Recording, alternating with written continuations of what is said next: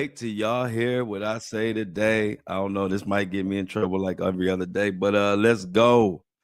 The thoughts, views, and opinions shared in the Flow Show No Filter are for educational and entertainment purposes only.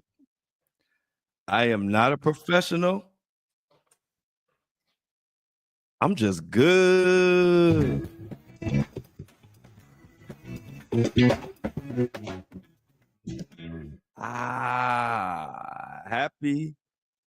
Happy Monday. Y'all know Monday is always the day we gotta give it to Monday because Monday try to bring us down and we gotta fight through a Monday. So every Monday is a fight. Our goal is to get to Friday, and you know how we do. So much happened over the weekend. Shout out to the morning crew. Uh, all our Apple and Spotify listeners, you are welcome to join us live at 7:30 a.m. Eastern, live on my YouTube channel, or join us live at noon on my YouTube channel for the lunch crew. You are more than welcome. A great group of people. You'll love it. Everybody who has popped in on the live show, they love the chat. They love the people. They love it, the whole camaraderie. And it's good and it's cool to be able to talk to some of people in real time. These cases are crazy. Diddy is unhinged, bro. Him and his legal team, especially since the one guy done left, Rico. Not the charge, Rico, the lawyer of Diddy. He gone. And they got some new. Remember, I told y'all that it seems like from the very beginning, I've been saying like Diddy is running his own defense, and it seemed like they just throwing stuff against the wall, hoping something will stick. It's like throwing a bunch of Hail Marys, and we're gonna talk about it. Also, the Jay-Z and Tony Buzbee situation is just done got completely out of control, out of hand, and it really shows us the importance of platforms like this and all my other truth tellers out there, Tisa Tales, who else out there? There's a lot of people out there that Sean Atwood or whatever his name is. Like, it's a lot of platforms that are bringing the truth, and it's not the easiest thing to do because they don't want it out here. But this Tony Buzbee and Jay situation is showing me how much control the elites and the powerful have over typical media, because the back and forth that's going on, and we have real live media outlets that are reporting stuff that people like Tony Buzbee are coming out saying they just flat out lies, and then they come over receipts. We got to go over all of that today. So the Tony Buzbee and Jay-Z thing, I remember the second it got started, I told y'all it was going to be a heavyweight crazy fight, and it did not. It is not disappointing to this point. I don't even believe, every time you think, okay, it's quiet now on the Tony Buzbee Jay-Z home front, and then next thing you know, boom, some crazy new news. So we got to talk about that. Also, towards the end of the show, I got some information on the Irv Gotti situation from his brother. I want to share that with you guys. But first and foremost, I definitely want to thank everybody who subscribed on Friday and over the weekend. I told you guys that I got some good access, and I'm gonna have the exclusive Diddy info. And I told you all, don't wait to the last minute next month or so, because the subscription prices will go up, because the Diddy info I'm gonna be flying out there. I just got word that I pretty much will have access inside the courtroom, which is great news.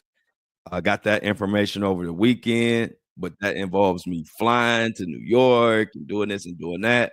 So it's going to be great content that only I'm going to have. I was told that of course, no phones and all that because of recording.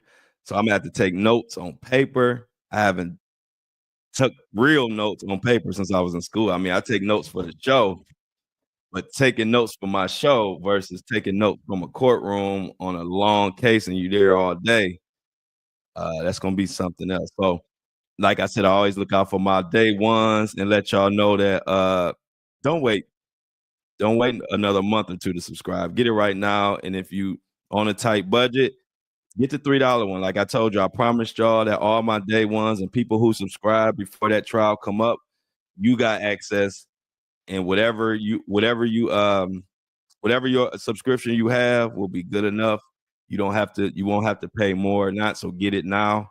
Don't wait because what I don't want to hear is when that time comes, people complaining about the subscription prices because it's to access, you already know New York access to Diddy courtroom. That's gonna cost, but it's worth it. And I will be there. I ain't never scared. And then also, if I have time, I'm gonna try to squeeze in what the heck is going on with Stevie J, Diddy's right hand man, who keeps popping up on my Instagram, getting on my nerves at this point now. Um, like he won't smoke, and like nobody's paying Stevie J no attention. Like you're not even worth my time. But I want to tell y'all that story because he started to get on my nerves now. And Stevie J, nobody is worried about you, bro. You and your guys be in y'all was in studio all guys writing R&B songs, and then we all done been busted with 1,000 bottles of baby oil. I'm not about to be scared of you, bro. So stop it. I just don't like talking tough in comments. I try to keep it respectful because I think it's corny to talk tough in comments because what you can't do nothing. So of course anybody could talk tough, but straight up, bro, I don't give it. I don't care about no. Ain't nobody stopping me from saying what I want to say. So he can quit all them riddles and man, you better watch your back and all that. Man, Stevie J, just go back in that. Go back in the studio with all them guys and go get back with your baby oil and y'all get back under them red lights and get to writing your R&B, bro. Leave me alone, man. I'm from Cleveland. We don't respect none of that. I'm gonna leave it at that. I'm gonna get more into the story later on because y'all know I'm getting riled up just because I'm not the one. Like I'm cool, calm, I smile because I'm content in my life and I'm good with everybody. But I'm not the one to come at me, bro. You watch my show, I come at big dogs. I skip over to Stevie J's of the world. So I really think Stevie J just keep coming to my page because he needs some clout or something. Because ain't no fear. You can look in my eyes. I ain't fearing nobody. So I just want to take 2 seconds to say that out loud because I don't do that comment, tough talk stuff. I tell you what you need to know. But I like for you to hear it from my mouth to your ears. Anybody, not even Stevie J, anybody. I'm not the one. Leave me alone. But I'm gonna explain to you what Stevie J got going on. Let me get back in podcast mode. I apologize to y'all, but I'm gonna let y'all know everything that's going on. Transparency is the best.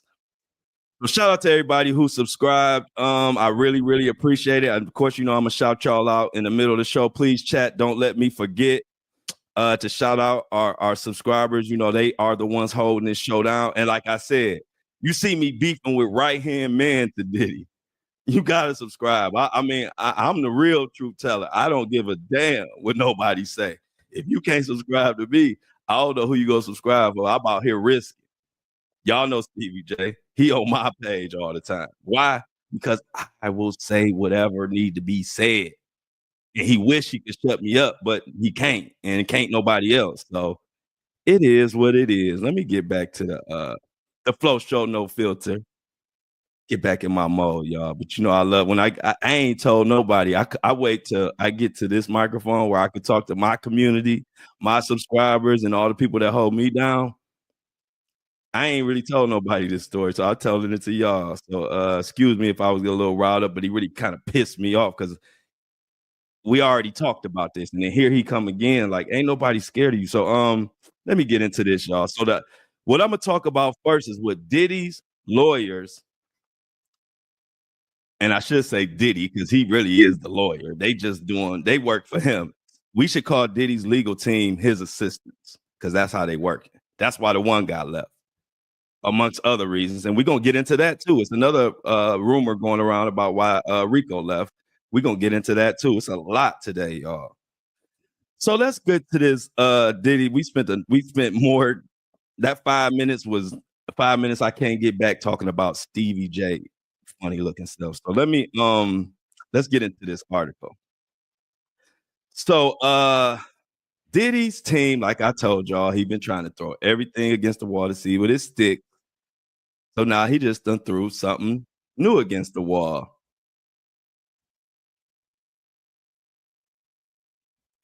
The definitely I will get to that.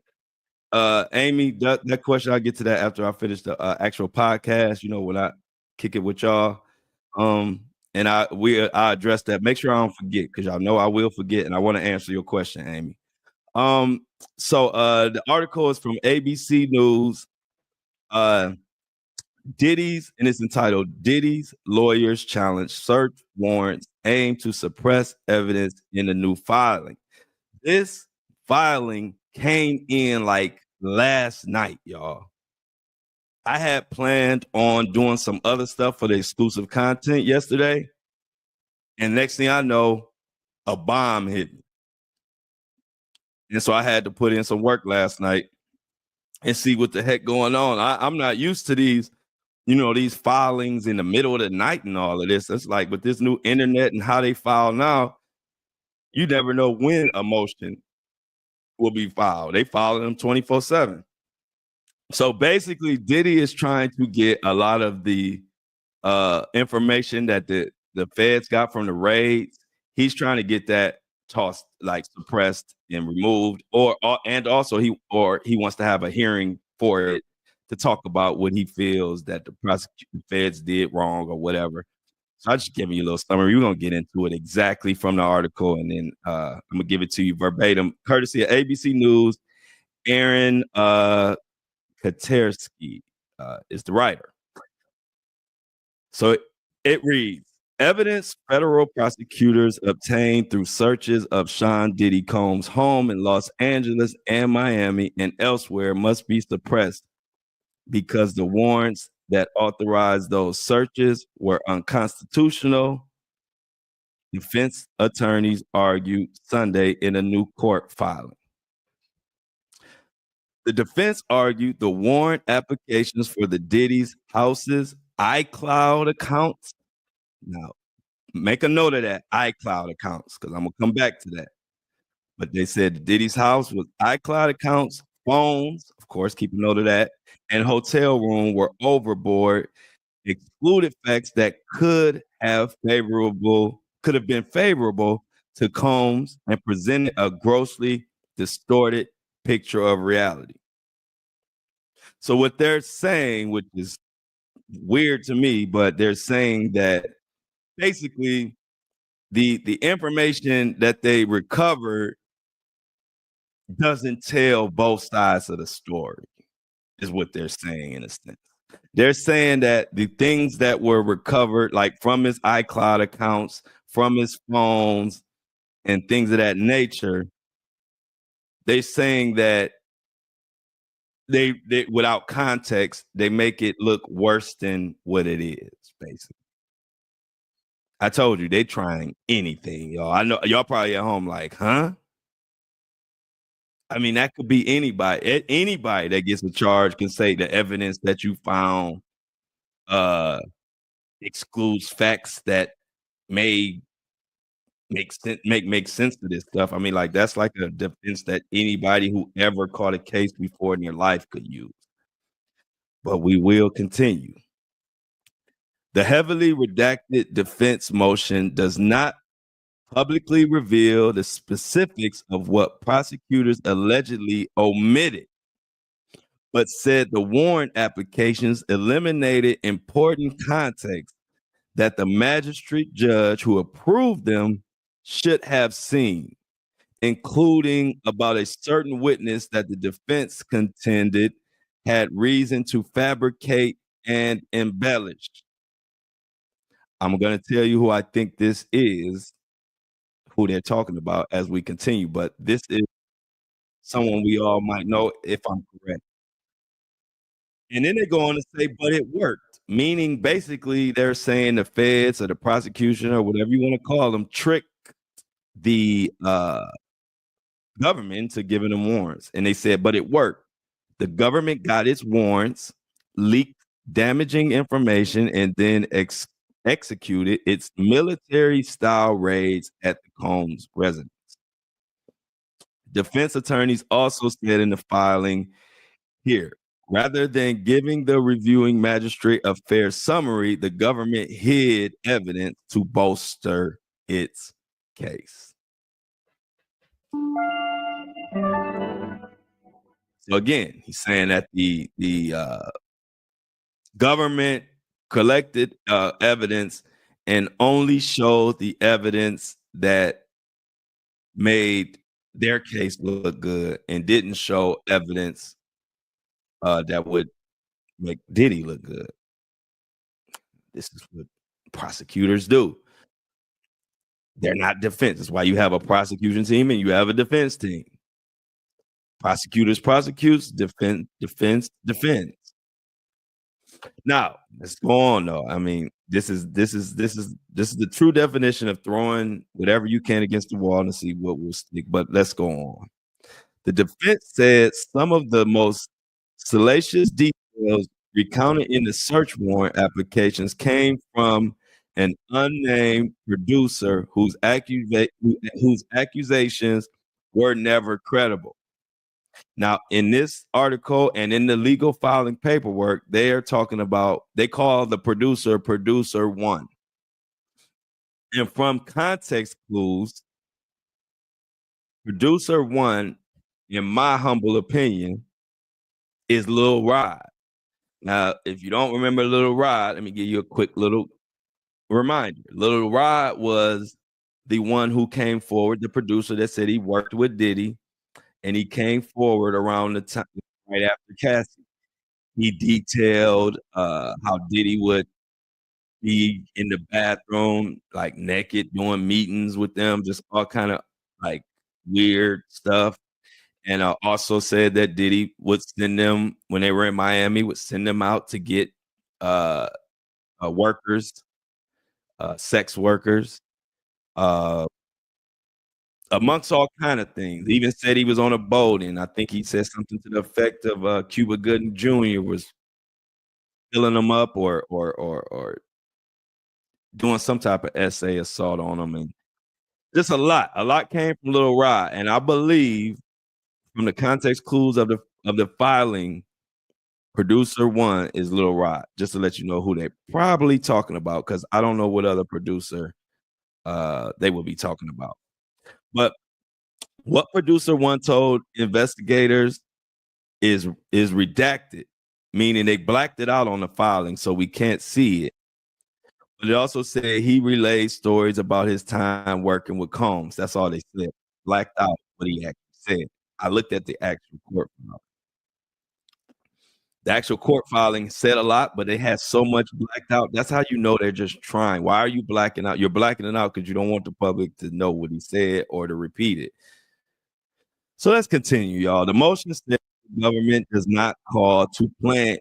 doesn't plan to call producer one to testify. Meaning, so if they don't, so what the defense is saying in this motion is, if the government, aka the prosecution, does not feel like they're gonna call this person to testify, yet they use them to get the search warrant, then the defense is arguing that doesn't make sense.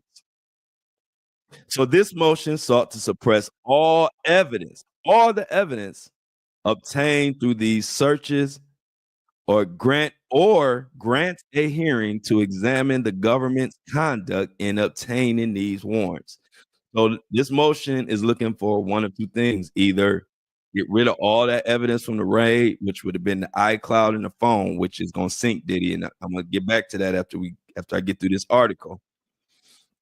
Or they also are calling for, if you don't suppress it, we need a hearing to talk about it. As you know, Combs has pled guilty to racketeering, conspiracy, sex trafficking, and prostitution charges. and these accounts are based on at least so far 3 women. And the defense has argued that at least one of those women, which would be Cassie, was a willing participant in the alleged freak-offs and not a coerced participant, as the prosecutors suggested. That's a lot. But you know what this tells me? See, we all have phones. I got a phone right here. Y'all see, I put all my notes. Our phone has become our diary, has become the key to everything. The phone knows more about us than we know about ourselves. That's why you see people, we guard our phone, we put codes on our phone, or, our banking information is in there, our text messages, our emails, our voice notes, even when you think you delete it, it's still on your iCloud. So the feds got in that iCloud. And if you remember, at the very, very beginning of all this, when they got the information, they had been trying to get in the iCloud and were having issues. So apparently they were able to get into that iCloud. And this is me speaking, but I believe that iCloud has sunk Diddy. I believe that iCloud and the phone has sunk Diddy, because if you remember, the whispers are that was a freak off going on that tape. So many people are caught in the fact that saying that, well, Diddy isn't being prosecuted or charged with putting his hands on Cassie. So they try to point to that as, so that's the only evidence that we believe, and it's not, that's not what he's being charged with or whatever. Well, the word on the street, and if you read through the tea leaves of these filings, is there was a freak off going on during that situation. And there was a male sex worker who was in the hotel room allegedly when all this was going down, and that is why Cassie was fleeing, because it was a freak off she didn't want to be a part of. Diddy was trying to force her, and this would all happen. That is why the the uh the footage is relevant, not just because it shows Diddy being a monster, putting his hands on Cassie and being a domestic fool, but that particular incident, there was a sex worker in the hotel room. We just never saw that person on camera, which is one of the reasons why I've been telling y'all that this case, people talking about, well, where's the evidence? Da da da da da. We ain't seen nothing yet. Y'all know how much evidence? I would think we probably been privy to about, at most, 20% of the evidence. At most, 20% of the evidence. When this case comes out, when this case starts, we are going to find out who was in that room, who was in that hotel room that night, what was said, what was done. We're going to have a third party witness, which would be that sex worker, going to speak to, did Cassie, was it something she didn't want to do? We're going to hear about everything that went on. And it's just coincidence that one attorney left, Mr. Rico. That's his last name. It's confusing to people when you say Rico. They think you're talking about the charge. We're talking about that attorney that just said, I defended Osama bin Laden. I can't even defend Diddy. That's basically what that lawyer just said, because he was known for defending Osama bin Laden before. And he didn't walk away from Osama bin Laden. He had to walk away from Diddy. You get that? He had to walk away from Diddy. He didn't walk away from Osama bin Laden. So it's getting real. It's getting even realer than I said. And I've been telling y'all how real it's about to get. It's going past what I was saying but it's just, isn't it funny Isn't it ironic and isn't it funny that the minute the attorney gets off the case, now they come with all this. They trying to get the iCloud and the phone and all this stuff thrown out. Who knows what's on there? There are different reasons that people are saying that attorney left, and I'm gonna get into one of them in a second. But people, it's just funny. What did they find on that iCloud? What did they find on that phone? What made that attorney leave? And then also, as soon as he left, now they come forward with trying to get everything from the raid thrown out. Now they didn't. Now they had plenty of time to do this, but all of a sudden they come to this. They come up with this scenario now. So we're looking at a man who's willing to try anything, as we can see.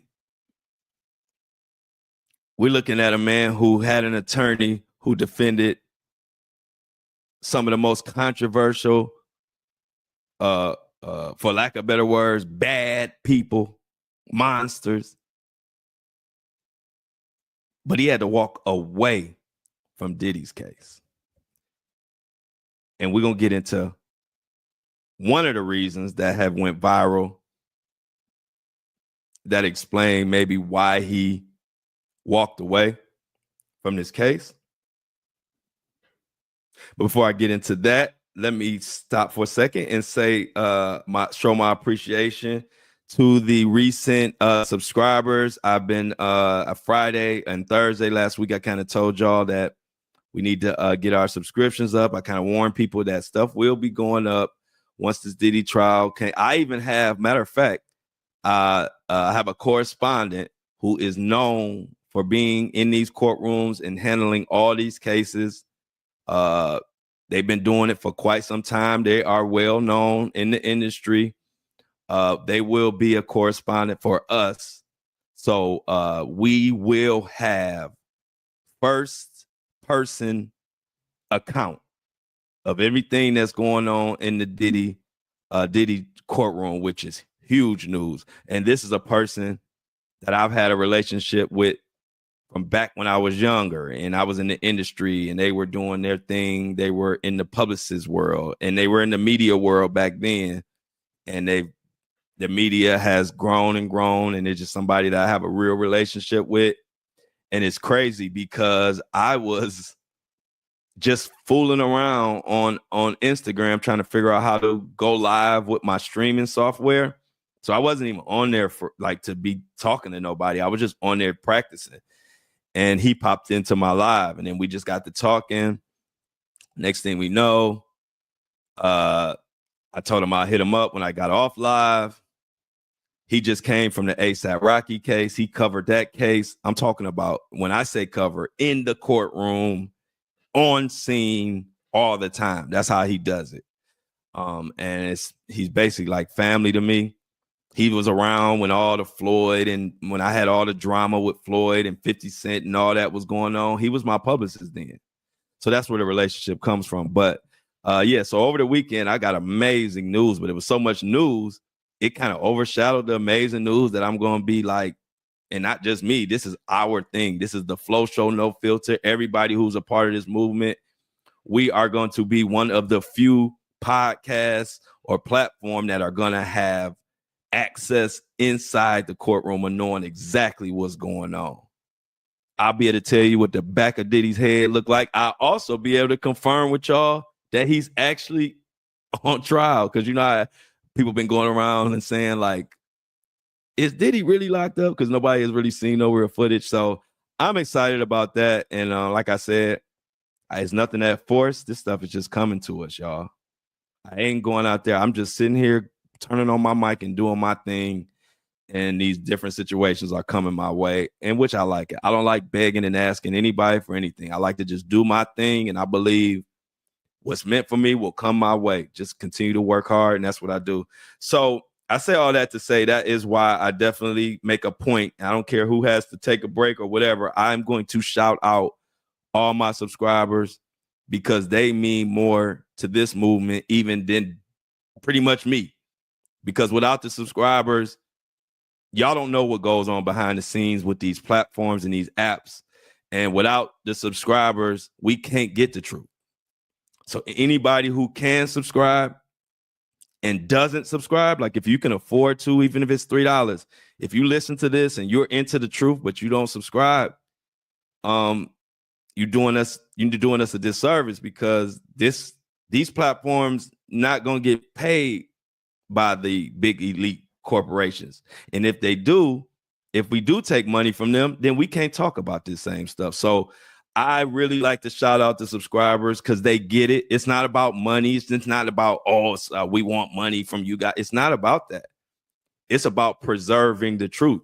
And you can't preserve the truth if you have to take money from Walmart, Target, McDonald's, all these different corporations, because now you have to tone down your content. You can't talk about this, can't talk about that.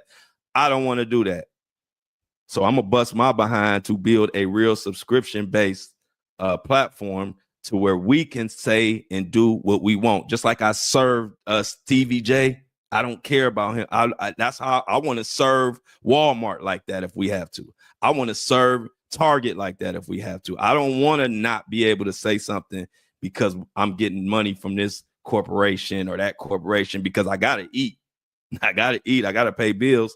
So without further ado, let me shout out all the new subscribers who subscribed on Friday or over the weekend. Big shout out to Willie Santos. Big shout out to Michael. Big shout out to G Money 2244.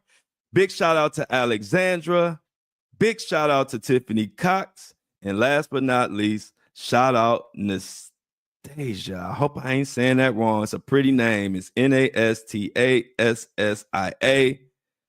And I'm reading that Nastasia. If I'm reading it wrong, Nastasia, you could correct me just like Shauna did back in the day. I kept calling her Shanna or something. And she said, it's Shauna, pronounced like Donna. She checked me. And ever since, I ain't never got her wrong. I got her name wrong since. So let me get a round of applause. Let's get some thank yous in the chat for Willie, Michael, G Money, Alexander, Nastasia, and Tiffany Cox, because they are helping this platform grow. We are one of the only podcasts and platforms that will be front and center with access inside the courtroom for Diddy. And I'm still going to continue to bring it. Truth telling, saying what it is. I ain't never scared. I'm more scared to not say what it is. I'm more scared to not tell y'all the truth. Because I know y'all got my back. That's another thing. I got a crazy following. So people like Stevie J, you just leave me alone because I really take the high road. I could start a campaign right now because I really do think Stevie J is a snitch. I could start a campaign right now. Stevie J will be on the chopping block. I just don't use my platform just to, bully and do stupid stuff, though. I don't do that. But if you keep playing with me, you're going to force me to stand 10 toes on you, Stevie. Now leave me alone. Anyway, there is a rumor about what the real reason of that the attorney that left Diddy. It went viral on TikTok, and the person who did the video, it made some great points, which is why it has went viral, because it makes a lot of sense. So let's get into that.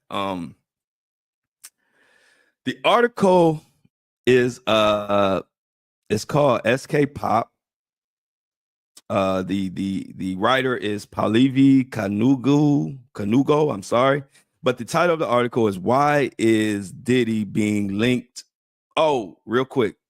And to anybody that, I always tell you this, but I gotta make a reminder. Anybody have any issues with their subscriptions, all you have to do is send an email to support@buzzsprout.com. support at Buzzsprout, and they will fix it for you. They're very good company. They get with you immediately and they fix it, and I love them. So don't hesitate. If it's anything, if it's buffering too much or it won't load or anything like that, you can find it in your show notes. I have the link to Buzzsprout support, but it's Buzzsprout at support.com. So let's get back into this. So the article says, why is Diddy being linked with a necromancy charge, which necromancy has something to do with like witchcraft and devil worship and stuff like that. So it's a viral TikToker claim to explore that of maybe that's the reason, and people are saying that's why the lawyer quit. Let's get into that. One of Sean Diddy Combs' defense attorneys, Anthony Rico, has backed away from representing him as a client in the ongoing federal case. As per Whole Magazine, Rico has filed a motion at the New York federal court on February 21st to withdraw from Diddy's sex trafficking and racketeering conspiracy case, citing sufficient reasons. Okay. Now, while the specifics have not been disclosed yet, a viral claim has circulated online that Anthony quit the now disgraced rapper's counsel as alleged necromancy was discovered in Combs' case. This is all alleged, but it makes sense. Especially, I'm going to a story that might co-sign this afterwards. According to Whole Magazine, his lawyer could not defend that sorcery. Now, necromancy, and so you can look it up if you want to, is necromancy.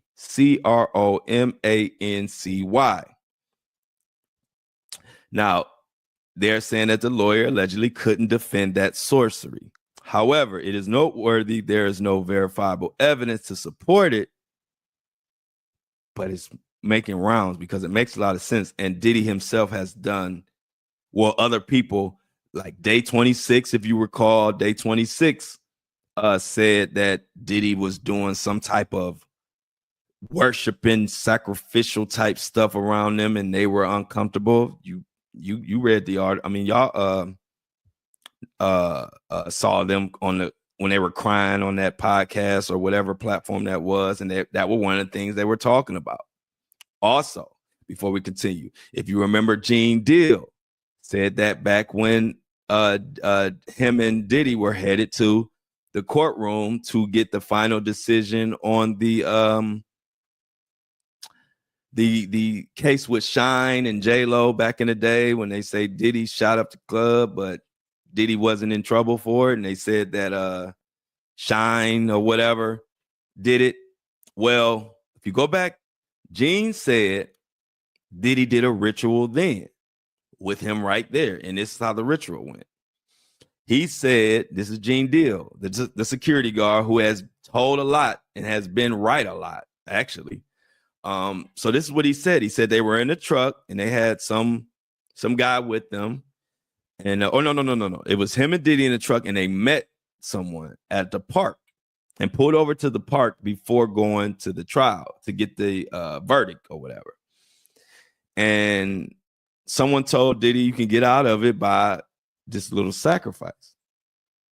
So Gene Deal said they go over to the park, and this man has a bird. The bird is alive. The man has the bird in his hand. He says some type of chant or something, and then he hands the bird to Diddy.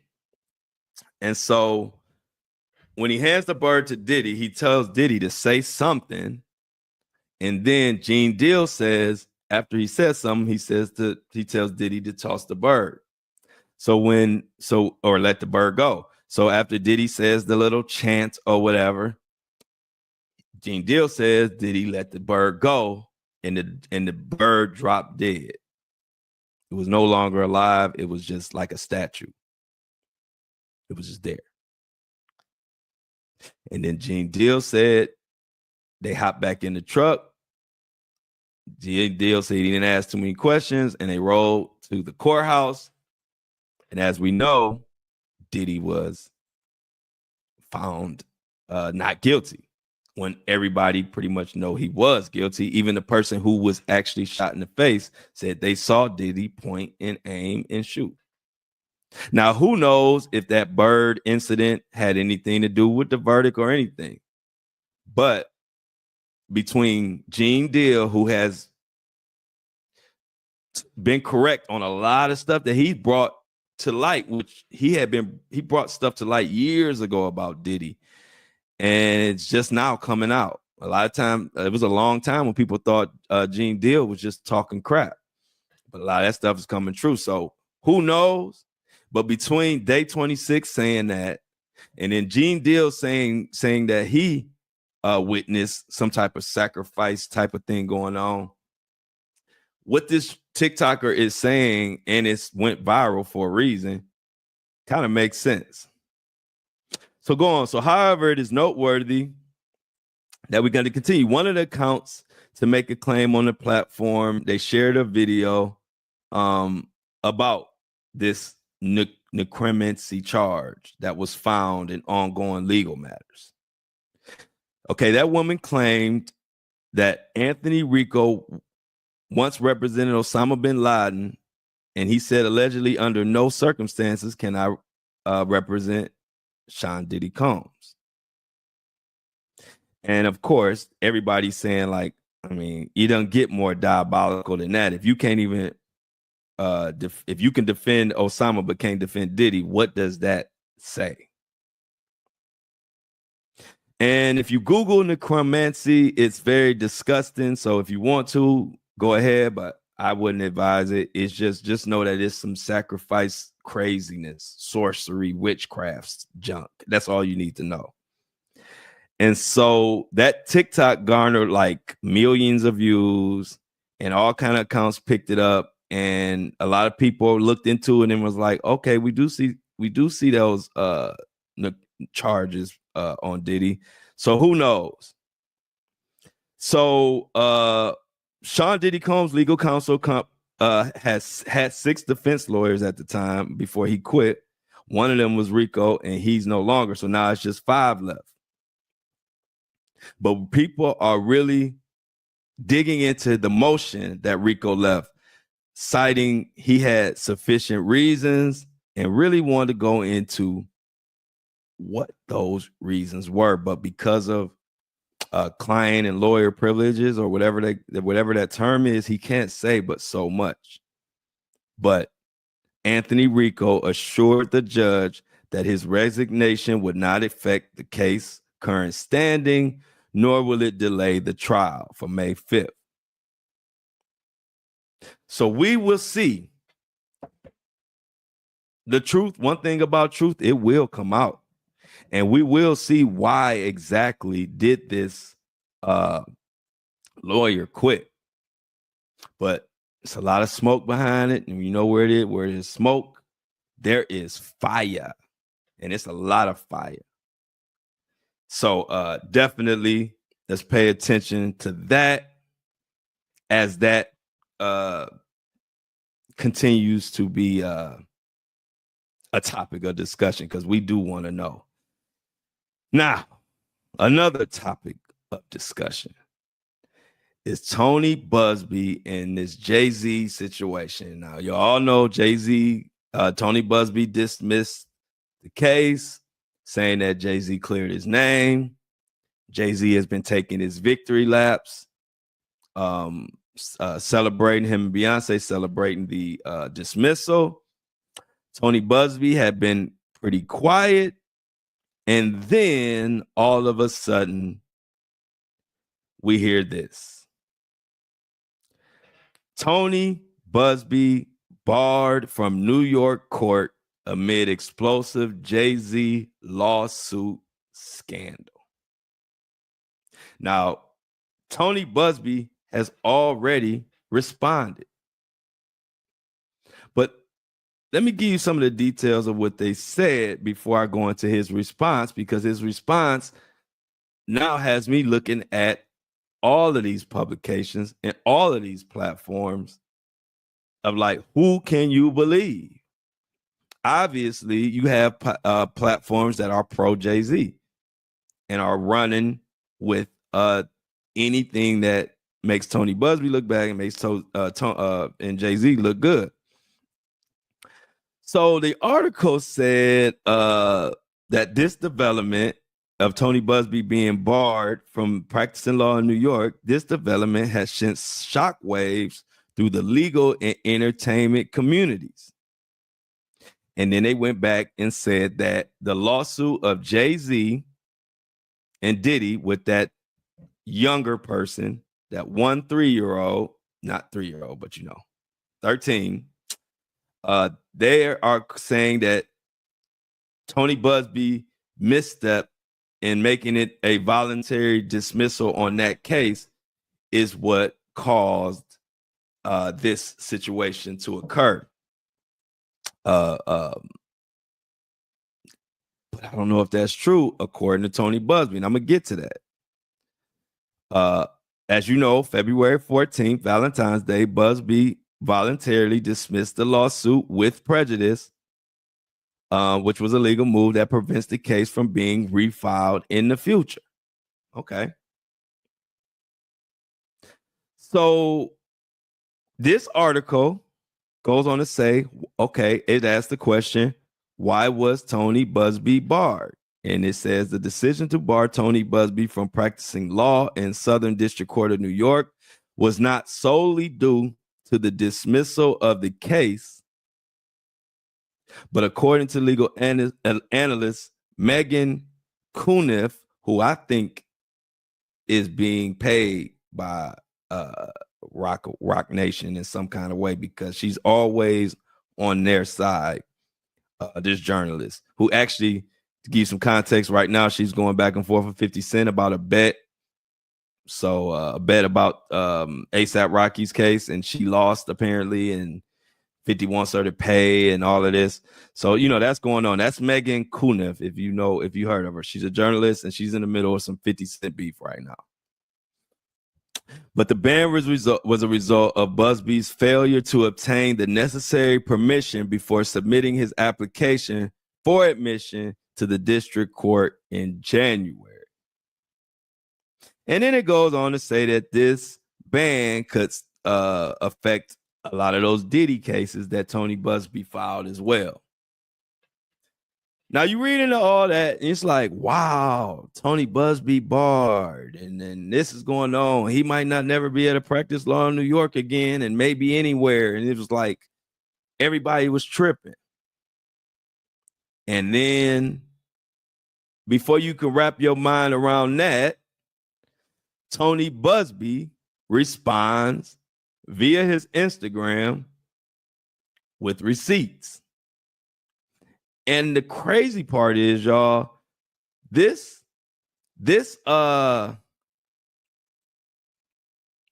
story about Tony Buzbee being barred was picked up by major news outlets. Not just, this ain't something some TikToker said or YouTube or a podcaster. This is major media publications ran with this story that he was barred. And so here was Tony Buzbee's response via his Instagram page. And if you don't know that Tony Buzbee had an Instagram page, it is just his name, Tony Buzbee. Type that in Instagram and you'll find his page. And I quote Tony Buzbee, "I receive many press inquiries and make no effort to respond to most. I prefer rather to make a one-time general statement and let the various entities use that statement as they see fit." He goes on to say, "Over the past week, I've gotten multiple inquiries from friends and colleagues expressing concern and asking why I have been barred from practicing law in New York State and offering their assistance. I myself have seen several press agencies, some borderline legitimate, reporting that same trash. Let me be clear. I'm licensed to practice law in New York. I'm in good standing with the state bar and have always been. Although I prefer Texas, I'm proud of the legal work we are doing in New York. Don't believe the clickbait or dramatic headlines. Most of what's reported nowadays is pure bunk by those with an agenda. And then in this Instagram post, Tony Buzbee put his credentials from the Appellate Division of the Supreme Court of State of New York, Third Judicial Department. Says Anthony Glenn Buzbee was duly licensed and admitted to practice as an attorney and counsel at law in all the courts of this state. And this was all the way back in January 17, 2019. He has duly taken and subscribed the oath of office prescribed by law, has been enrolled in roles of attorneys and counselors at law on file in this office. And then he goes on to say, in witness where I have set my hand in the city of Albany on January 29, 2025, signed by the clerk of court. So Tony Buzbee dropped the receipts. Now, do I need any more reasons? And now, mind you, no, now I don't know. I'm sure they'll probably pick this story up today, maybe. But as fast as they picked up the story saying he was barred, there are literally no articles as of yet that detail Tony Buzbee's response. So this right here is why people are running to YouTube and podcasts and different independent sources for their news, because it has got to the point where if you're not getting it from the horse's mouth, you can't even trust some of these big publications.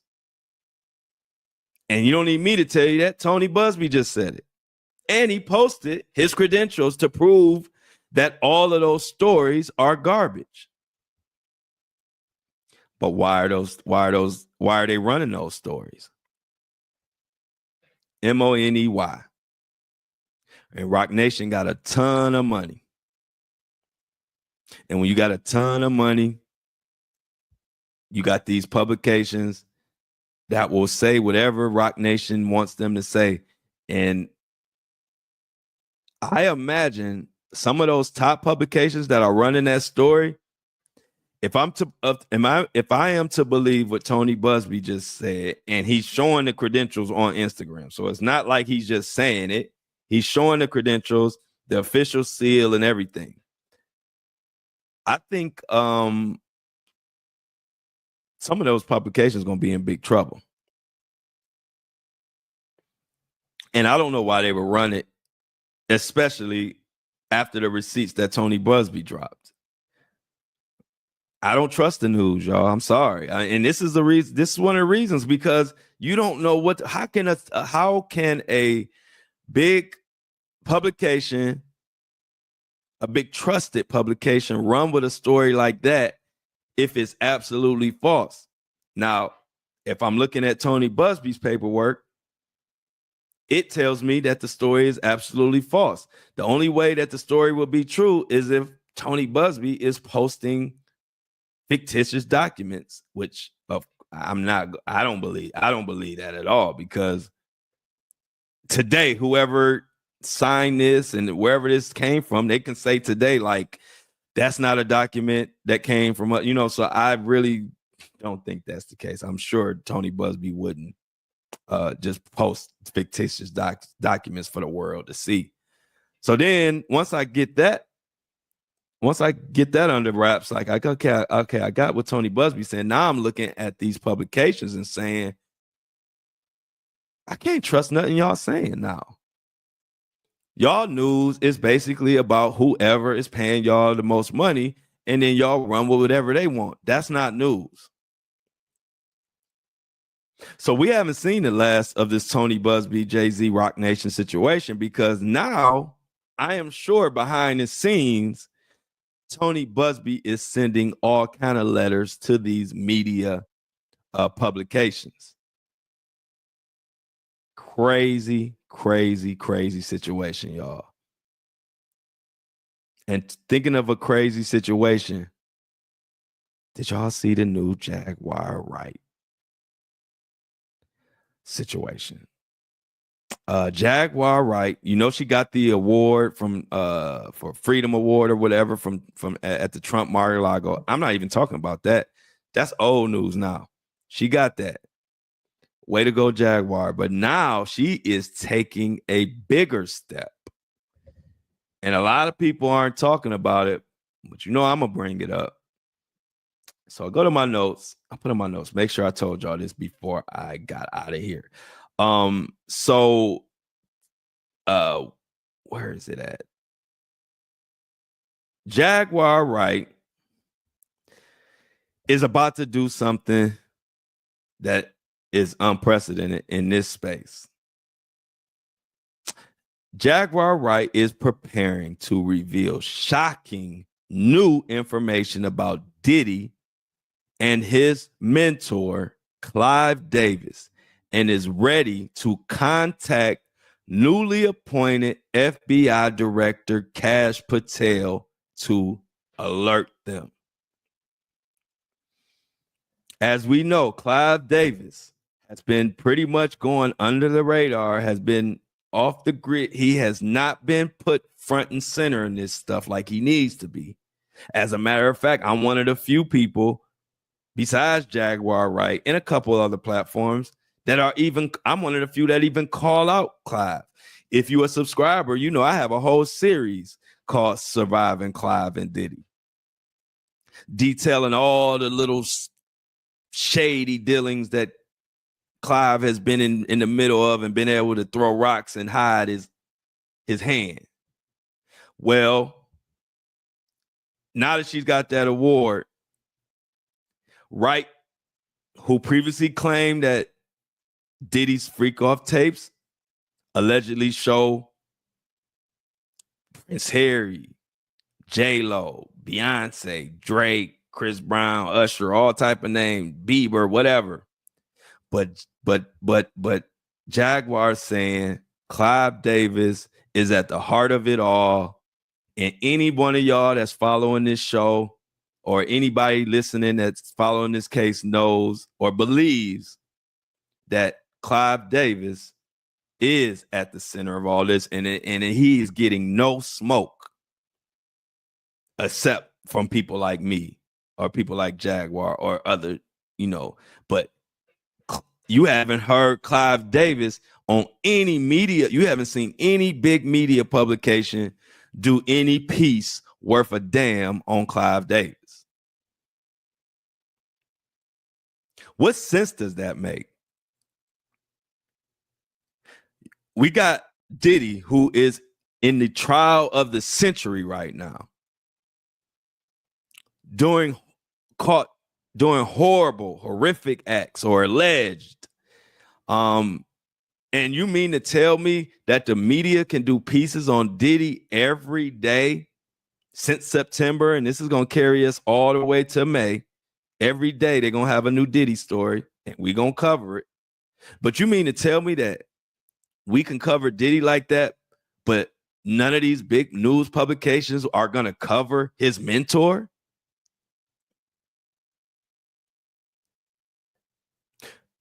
He has brung so much dirt and mud to the industry. How could they not give any information or do any more articles or pieces on his mentor? That right there tell you something ain't right. Put this in a vacuum. If anybody in the industry or anybody in general was accused of all this crazy stuff that Diddy has been accused of for years, and then he's mentored by one of the most well-known people in the industry, yet we don't even mention him in the news. They act like Clive Davis don't even exist. And now Jaguar Wright is about to go to Kash Patel, who was just appointed. He just got the spot as FBI director. And you already know what is his number one thing he wants to do. He wants to bring out the Epstein list and bring out the Diddy list. So you know he gonna be all ears for whatever Jaguar Wright has to tell him about Clive Davis. All I'm gonna say is watch your back, Jaguar Wright, and everybody watch Jaguar Wright's back, because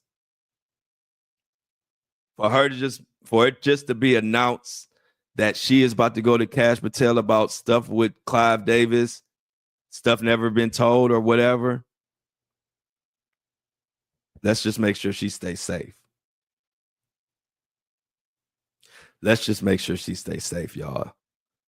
And damn, I'm out of time for this podcast, but you know, the live show on YouTube, we're going to continue, so don't go nowhere. But I wanted to get into the Stevie J. So I don't know. For my Apple and Spotify, I will figure it out. Either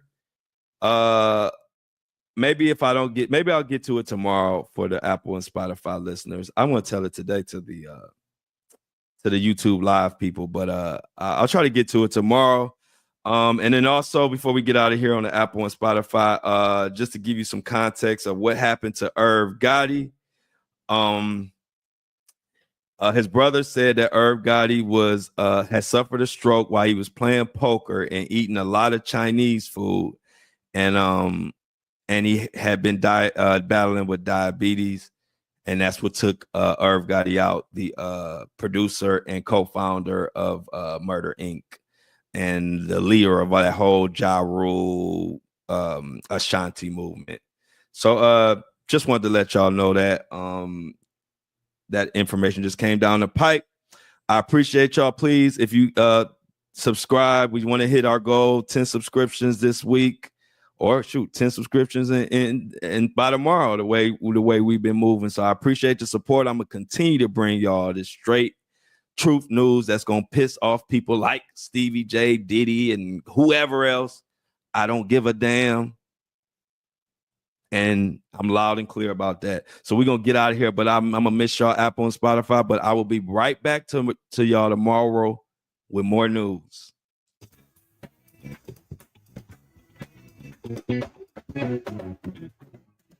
And as always, Apple and Spotify listeners, I love y'all, and I'm out.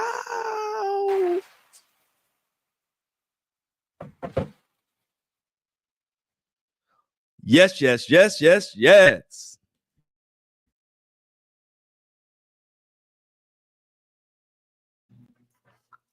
Woo! Breakfast crew, what's up?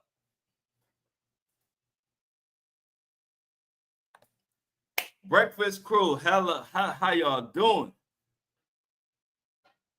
Another great show. Another great show. I'm about to get them set up. Y'all know we ain't going nowhere. Stay. We got more news. I'm gonna get into the Stevie J story since we didn't have time. But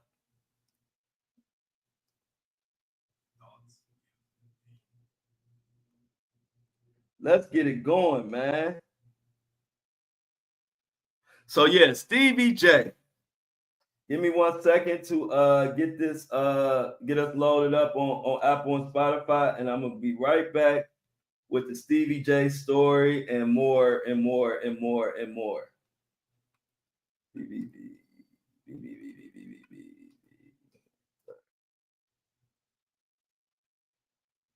All right. So Stevie J, if you know you've been following me,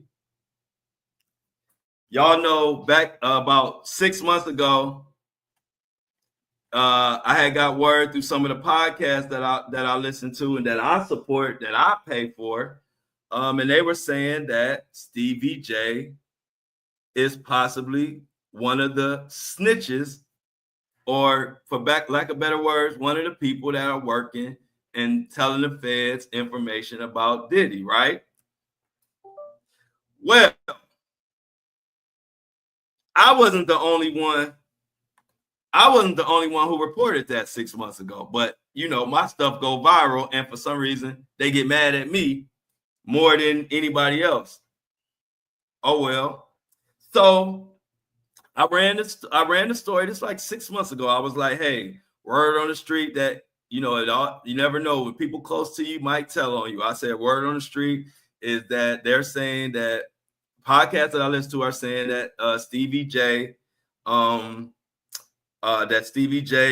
may possibly be one of the snitches, because they know that there is snitches inside of Diddy's camp.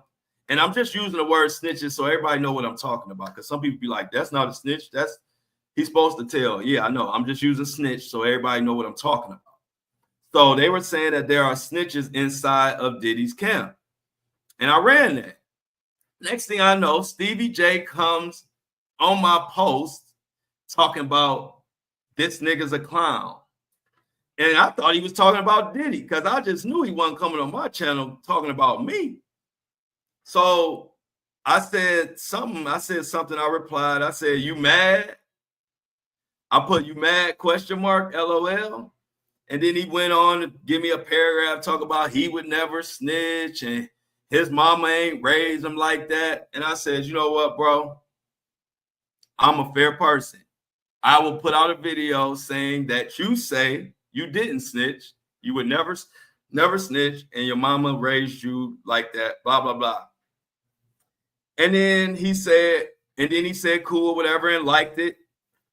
We had a little back and forth, but it was always because he had pissed me off. And I was like, bro, you need to keep quiet, just like you kept quiet about all them bottles of baby oil. That's what I said 6 months ago when he got to going back and forth with me. But we came to a resolution, as I thought, because he said, cool. He liked it when I said I was going to just put a video, because I do both sides. I said, this came from a podcast, but if you want to speak up for yourself, I'll spread that. I don't have no problem. Like I always tell y'all, I'm not out to get nobody. If I was out to get people, I could present my platform a whole nother way.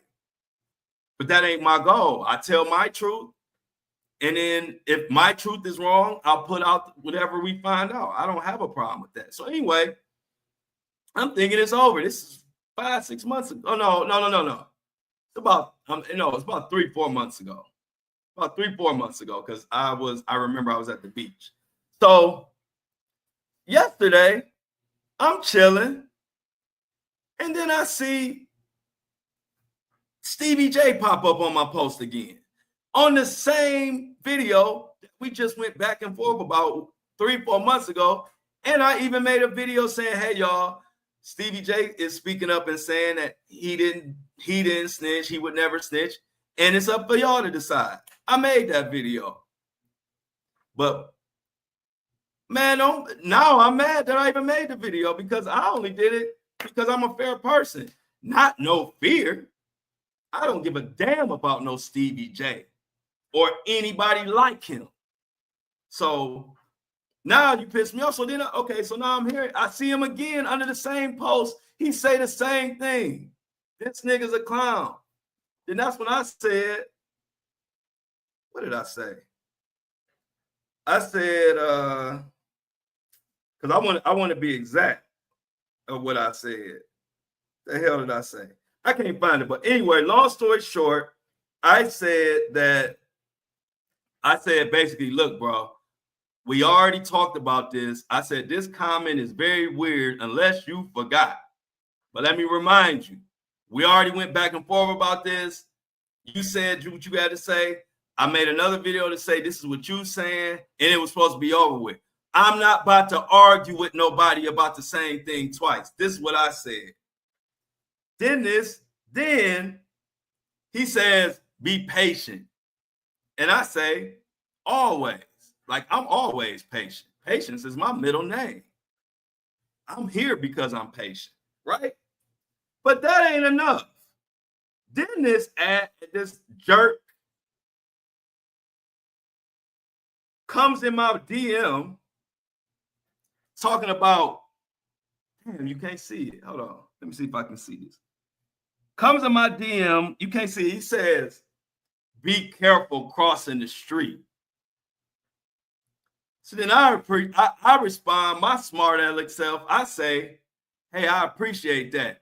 But you the one need to be careful for real. Straight like that. And he ain't responded since. Hell out of my inbox, man. Ain't nobody worried about no Stevie J. I just don't have time for them type of, you ain't nobody. I've made 1,000 videos. I had one video mentioning Stevie J and he can't, now he live on my page. Stevie J, you ain't even relevant, man. My people, we don't even talk about you, bruh. But you really pissed me off because now you're doing too much. Leave me the hell alone, bruh. I don't fear none of y'all. None of y'all. Bro, I had to go beat and handle my own against Floyd and 50. And I was a kid. How you think as a grown man, I'm 100 times worse. So I just had to share that with y'all. The whole Stevie J thing, ain't nobody worried about him, but it's really annoying when somebody who you don't even give a damn about, you ain't Diddy, man. Don't nobody care about what you got to say, bruh. Ain't nobody scared about crossing no damn street. So that really pissed me off, y'all, because y'all know me. Like, I try to give you the news. I try to be fair and give my opinion. That's all I do. And if somebody have a problem, if I'm wrong, I will correct it. I don't give a shit. I don't care about that. But ain't nobody going to intimidate me. Nobody. I already got my stars and got my stripes in the game since a youngin'. They know I don't care. I done told every big name person you can name. I done told them how I felt to their face. I don't do all them comments and all that stuff in text messages and all. I'm from Cleveland. We don't do that. I like for you to hear me. I like for you to feel me. So I just like to vent to y'all. Ain't nobody thinking about Stevie J. I just thought it was something I would share with y'all on what's going on with the baby oil bandit boys. Ain't nobody who be in the studio with a bunch of men writing R&B songs and 1,000 bottles of baby oil with a red tinted light gonna scare me, man. Hell out of here. I'm from Cleveland, bro. We don't give a damn about nothing.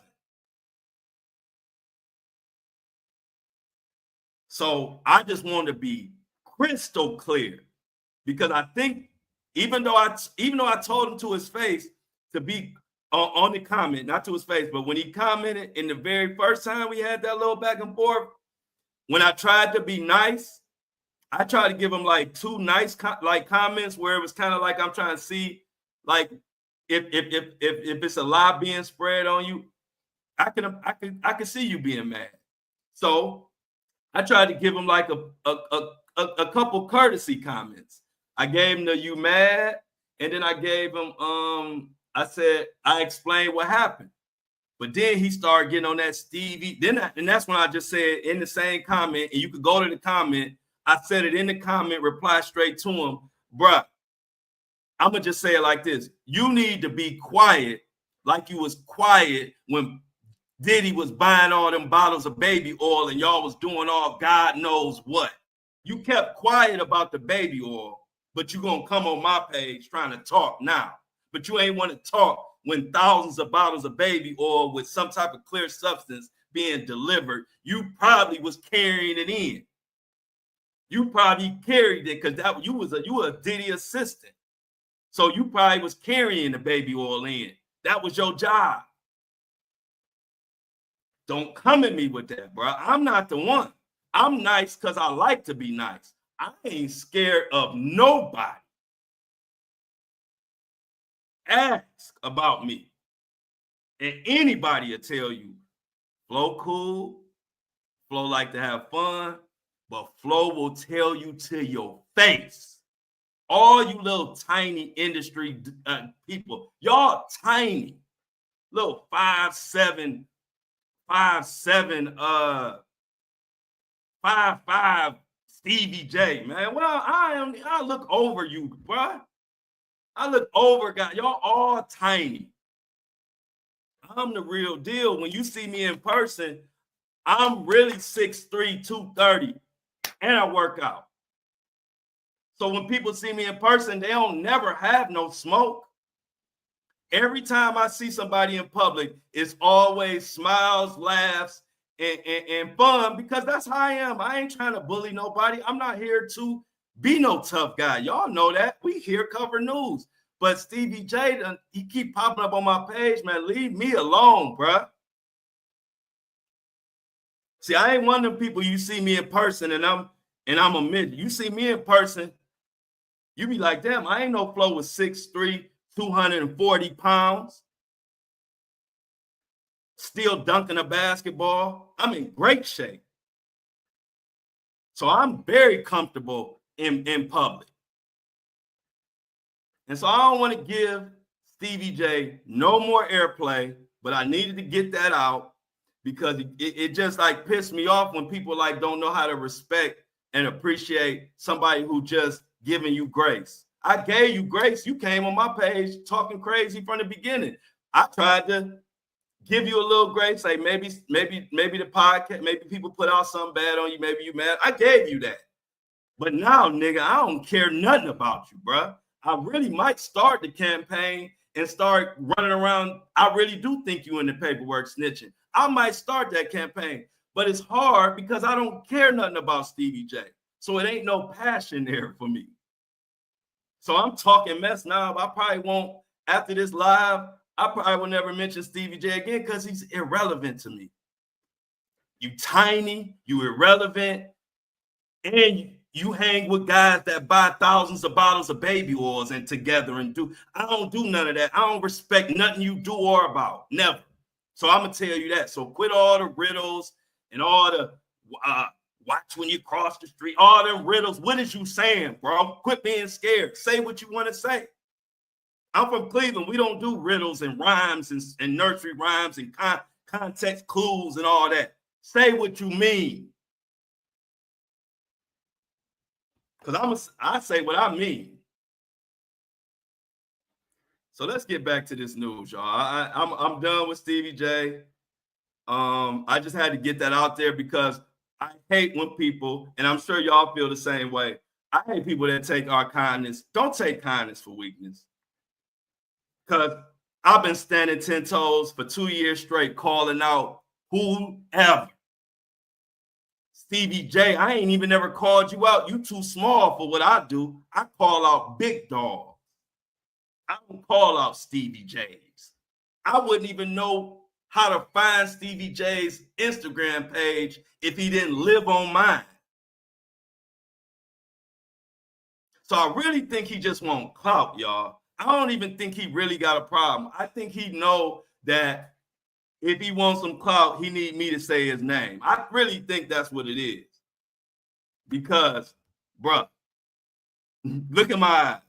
Ain't no fear, ain't never been no fear. You don't do what I do and be scared. You do what I do because you ain't scared. Like I said, I could come on here talking about my Cavs and the Laker game and all kind of puff pieces that don't mean nothing. If I was scared, no, I'm getting on here. I'm calling out Diddy. I'm calling out racist cops. I'm calling out racist people. I'm calling out murderers. I'm calling out billionaires. You think I'm worried about a Stevie J?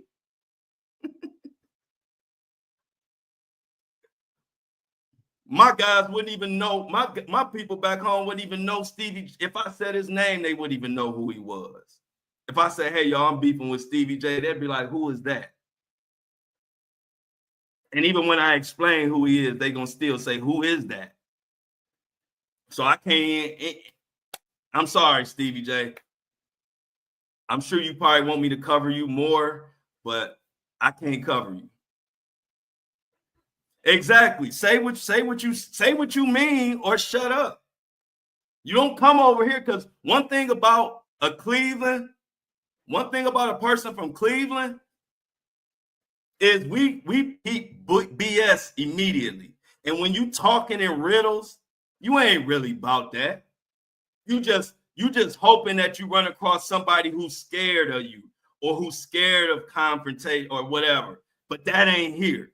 Only thing you're gonna do with me is make me really start a campaign that Stevie J is snitch, and next thing you know, you gonna be right on. Everybody gonna be looking for him. Leave me alone. I ain't get my starting stripes from hanging up under nobody like Diddy, being carrying in baby oil and dildos. You carry Diddy's baby oil, man,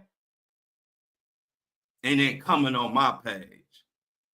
Anyway, let's drop it, y'all. Even though people like to hear me talk my anyway. So you just giving me a reason to talk at Stevie J, because they know this ain't even what I do. I know I ain't scared of nobody, so I don't gotta be Mr. Tough Guy. It's already been proven. The best we gonna do is have a mutual understanding and a mutual respect. But as far as somebody telling me what I can say or watch this or watch that, man, that ain't never worked. That ain't never worked. All they do is piss me off, because I give people a lot of chances, because I have patience. I have control of my emotions. So I can let people say all kind of stuff, but you're going too far. And ain't not one member of the Baby Oil Bandits, not one member is going to stop me from saying what I'm saying or intimidate me or any of that. All y'all going to do is give me more content, because that's all it is, because it ain't about nothing. My favorite thing since I came into the world, my favorite thing is to let people know how much I don't fear. All I fear is God. Only thing I fear is God. And the Baby Oil Bandits ain't nowhere near God. So y'all can get the hell on with that. On my Sunday, I got to look at Stevie J on my channel. You think I want to see Stevie J in my comment section on a Sunday? I'm chilling, getting ready for the show today. I'm 24 hours away from kicking it with my people, my breakfast crew, my Apple and Spotify crew. I love y'all. I'm looking forward. I'm over there putting my notes together. I'm looking forward to the show today, because I miss y'all. It's been Friday. From Friday to Monday is a long time. So I got to wait from Friday to Monday to see y'all again. And I'm excited and getting ready for that. And then I got the Baby Oil Bandit in my comment section talking about a post we already went back and forth about and squashed it. And I even made a post to give your side. Because I don't give a rip.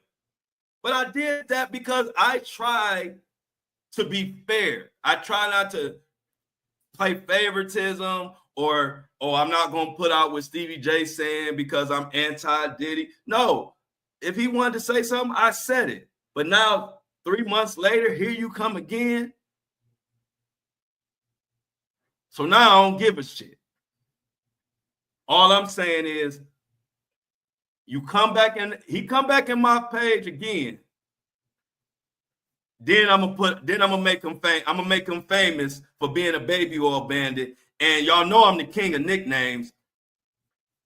He gonna be forever known as the Baby Oil Bandit once I label him that. So if he come in my comments again, trying to talk or whatever he think he doing, I'm gonna be calling him a baby oil bandit all day long on all my platforms until that's his name. He won't even be known as Stevie J no more. They will call him the baby boy bandit. So play with me if you want to. I've been trying to be nice. Yeah, me. I had nothing to do Sunday either. I'm sitting back excited that I'm about to be, Monday about to come up. I'm about to be with my crew. We about to talk and do what we do and have fun. And here come this soft, funny looking man. Let me just stop. So anyway, what y'all want to talk about? Yeah, he do. He wants to be famous. And if he come on my channel one more time, I'm gonna make him famous. And the whole world gonna call him the baby oil bandit. I'm the nickname king. Remember, I started Mohawk Diddy. I'm the nickname king. That's what I'm known for, is giving people nicknames. And so he ain't even famous enough for a nickname, but he keep playing with me. I'm gonna go ahead and give him a nickname.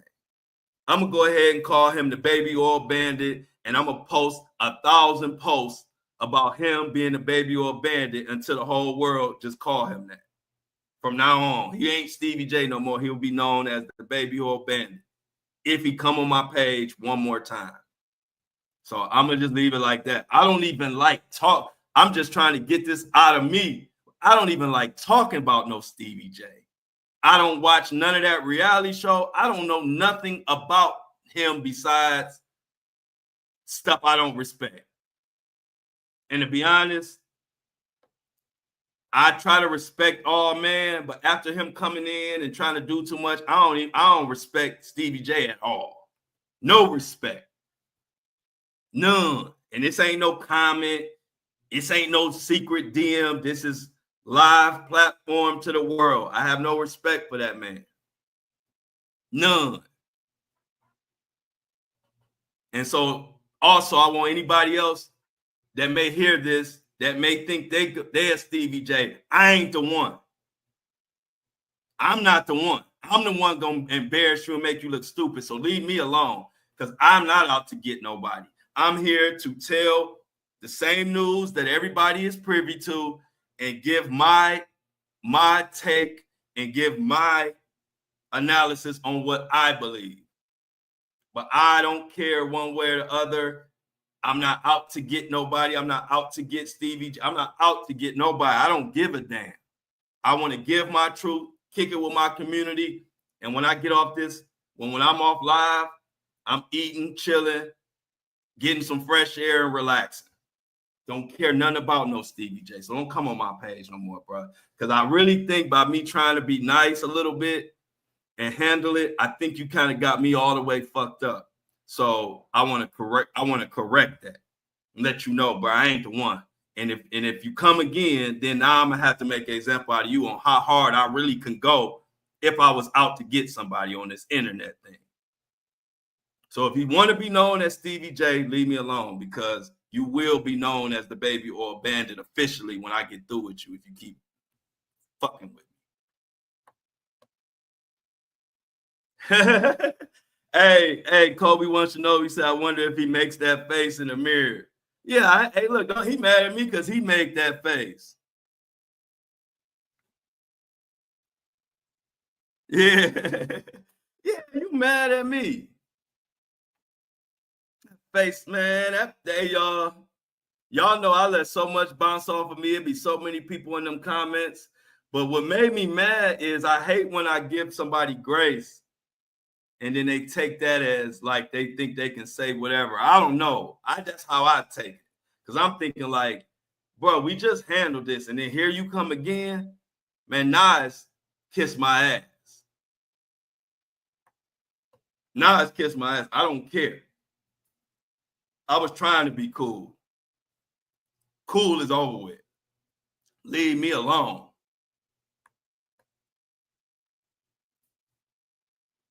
Don't start none, won't be none. I am not the one. Weirdos. The whole Listen, he in New York. All these blogs and podcasts that put a lot of this information out, they all in New York. So you're going to skip over your backyard where they talking about you.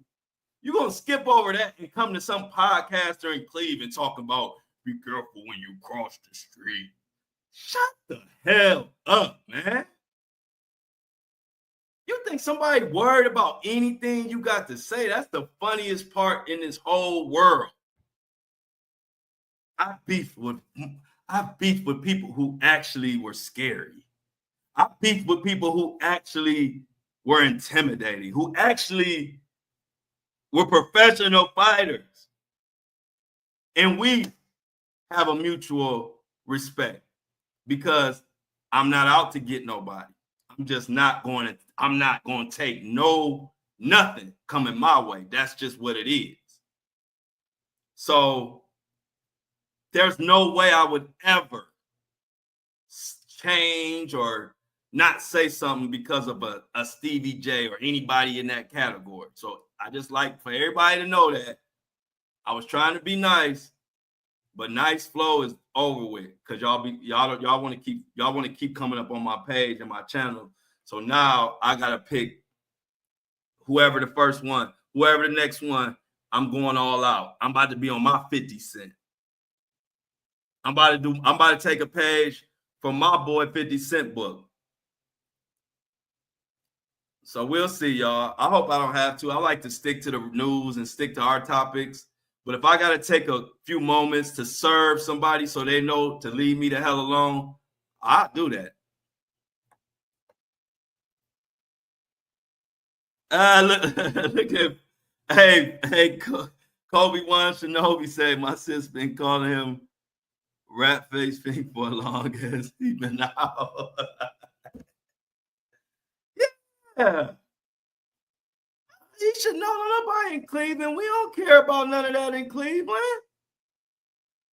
We ain't scared of nothing in Cleveland, bro.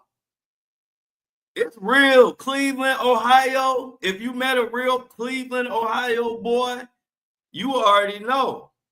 We don't give a damn. I'm a nice version of a Cleveland dude. I'm a nice version. I'm a one that actually I'm gonna take a deep breath and try to figure out a lot of different ways that maybe we can solve this like grown men. That's me. But most Cleveland, we don't even care about that. And that's where I'm at with him. He lost his grace with me now. So you come in my page now, I'm going crazy on you. So I advise him, just leave me alone, bro. I had one post that mentioned him out of 1,000 posts over a 6-month period since Diddy was arrested. I had one post out of 1,000 videos, and he keep doubling back about this one post. Bruh, leave me alone. Beefing with somebody who don't even give a damn about you. This case is about Diddy. I've been covering Diddy in the Diddy case. I ain't covering no damn Stevie J. I don't even care to cover it. To be honest, I'm mad I even mentioned that little article because now you all in my channel. I don't even want to be going back and forth with you, bruh. You make me uncomfortable because every time I see his comment, first thing I think of is what the hell was they doing with all that baby oil? That's all I could think about when I see Stevie J comment on my channel. First thing come to my mind is baby oil and greasy and nasty. I don't want you even, bro. Take your weird self and just stay over there, bro. With you and your whatever y'all been doing. I don't want no parts of it. Leave me alone. I don't even want it back and forth because it's weird. It feels gross. I don't even know. You might like me. I don't know. So leave me alone, bro. I deal with who I deal with, and I deal with my circle. And I don't really even talk to nobody outside my circle, bro. That's why I really ignore people. But I see ignoring ain't enough for you, man. So just leave me alone, bro. I ain't comfortable with you. You weird. Your way you move is weird. I don't even want to back and forth with you because it's weird. I'm from Cleveland. We don't know nothing about no 1,000 bottles of baby oil and 1,000 dildos and all this stuff y'all be into in that bad boy camp. We don't know nothing about none of that where I come from. So I don't want to talk to you, to be honest. So just leave me alone. That's what I'm saying. The whole thing is weird. Leave me alone. You done come back. You done came back to the same post we already talked about. Weird. But what's been going on? How was y'all weekend, man? Exactly. All this nasty stuff Diddy done did that you kept quiet about. You want to come on my channel and be loud with somebody you don't even know. You don't know me. I don't know you, Stevie. So to come on my page with all these stupid ass riddles and watch this and be man, shut up, man. Just shut up, bro. That don't do nothing over here. Take that. It's some content creators that you can scare. It's some podcasters you probably can't scare because they don't know y'all and they don't really know that y'all really the most cowardly people on earth. They might not know that. Go bother them. It ain't working this way. Ever. Don't come this way with it. Promise you. So now I'm actually looking forward to you coming back on my now when you come, you're gonna see the difference between a person who giving you grace and a person that's like, I don't give a damn no more. I was trying to give you grace. Now come on my channel now. And see, won't they be on won't they gonna be talking about this on Shade Room? The Shade Room, baller alert, all that. The headline gonna read podcaster called Stevie J the bad boy baby oil bandit. That's gonna be the headline. So leave me alone. But what y'all do? Remember, I remember Diddy's Halloween costume. But what y'all do this weekend, man? Oh, so something I didn't get to. Something I didn't get to.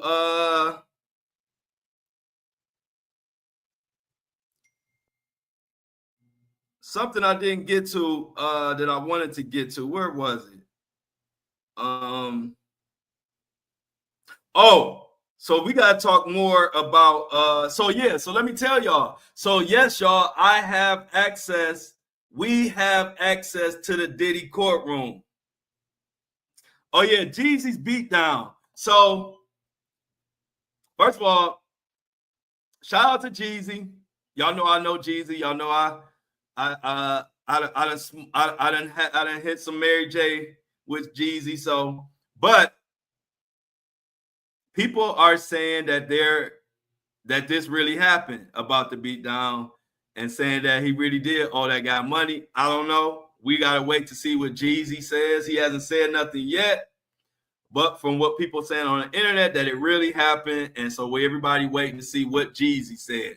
Of course, I saw that former NFL player Steve Smith got exposed for humping somebody's wife. That's big news. I'm like, man. But like everybody was saying on the internet, it's like, check your wife, man. You checking Steve Smith, and while you checking him, she might be with another football player. So all I can really say about that is I think that the guy who outed Steve Smith, I think he need to kind of address his wife. Yep, Eve got as far away from him as possible. She told the story of being rugged, and Janet Jack helped her. Who y'all think rugged her? Right. Thank you, Michelle. And I like your edits. because you know they got us. We got to clean it up a little bit on this YouTube, but we doing good. I like your edits with the rugs. But yeah, that's true. Oh, I saw this too, Mini Me. Thanks. Also, hey, y'all, pay another article y'all need to look into is this one that Mini Me brought. Another one she brought to our to the chat.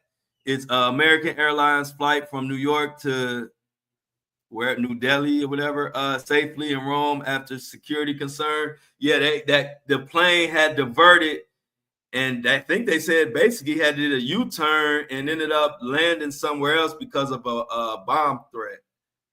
And so that was pretty crazy. Coming up at the lunch hour, what y'all gonna give me some topics for lunchtime, y'all. What y'all want to talk about on the lunchtime? Okay, so measles outbreak. I'm gonna look into that. I didn't see that, me. So I'm gonna look up the measles outbreak for lunchtime. But hey, this Jaguar Wright